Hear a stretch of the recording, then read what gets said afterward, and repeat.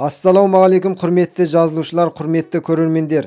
Егер бағып отырған сиырларыңыз салғырттанып, оттамай, су ішкісі келе берсе, күйіс қайтармай, дене температурасы өрлеп, терісінің қызуы біркелкі болмаса, дәнекер қабығы қызарып, тамыр соғуы жиілесе, тыныс алуы тездесе, жуан қарын қозғалысы әлсіресе, немесе тоқтаса, іші болымсыз кепсе, іші кілегей қабық, қан және өлеттенген тікан аралас сасық болып өтсе, несебі сарғайса, онда бұл қолда бағылған сиырларда үнемі кездесетін асқазан ішек қабынуы болуы әбден мүмкін.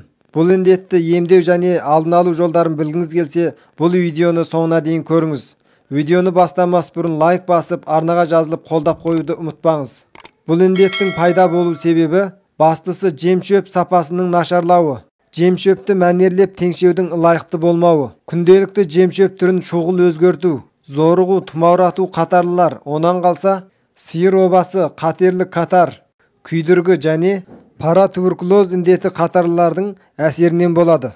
Ал енді алдын алу емдеу шараларына келсек, бірінші, індеттің алғашқы мезгілінде немесе іші сасық болып өткенмен тезектеу қалыпты болмаса, асқазан ішекті тазартып алуы тиіс. Ол үшін мәнерленген тұздан 300-400 грамм, ықтиолдан 15-20 грамм, спирттен 80-100 миллиді 4-5 литрлік әдеттегі суға қосып, бір жолда ішкізу керек. Ішек ішкі заты негізінен шығарылған соң тезегі жалғасты сасық әрі іші өтсе, ішін тыю керек. Ол үшін 0,1% марганцоп ерітіндісінен күніне 1-2 уақыт 3-5 литрден ішкізу керек. Қабынуды қайтару үшін бұлшықеттен пенсилин мен стрептомицинді укол ету немесе тамырдан антибиотик укол қою тиіс.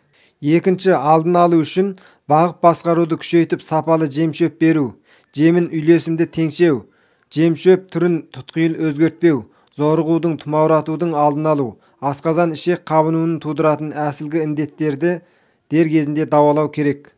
Мінекей құрметті көрермен, сіздер қолда бағылған сиырларда үнемі кездесетін асқазан ішек қабыну індетін қалай емдеу туралы азда болса білдіңіздер деп ойлаймын. Видео пайдалы болса лайк басып, арнаға жазылып, достарыңызбен бөлісіп, қазақ тілді YouTube арнаны қолдап қоюды ұмытпаңыз. Келесі видеода кездескенше сау саламат болыңыздар.